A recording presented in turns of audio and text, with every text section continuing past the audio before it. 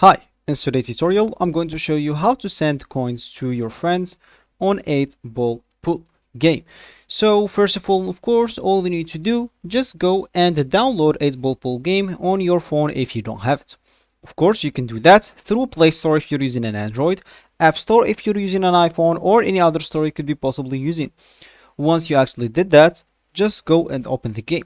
Of course, if you are interested on playing the 8-ball pool application or game on your PC, you'll find the game or you'll find the video on this channel on how to do that exactly, so make sure to go and check it out.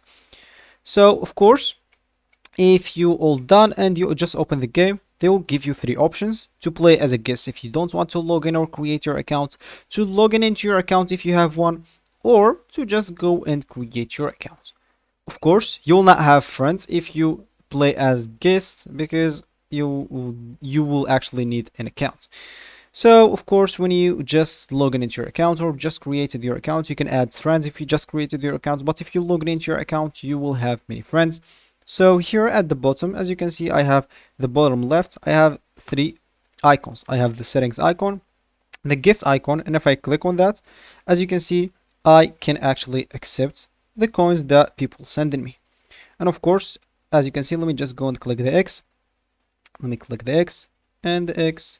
So as you can see, and the third icon is the group. As you can see, when I click on it, I have too many friends. That means I can send coins.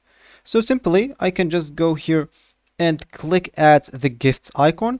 That will give them coins. Or you can just go back and click at the gift icon and then click at send gifts, send free coins, and you will be able to select whatever you want to send him the coins. So for me, as an example, I'm just going to send to this one and click at send, and he will get the coins for sure.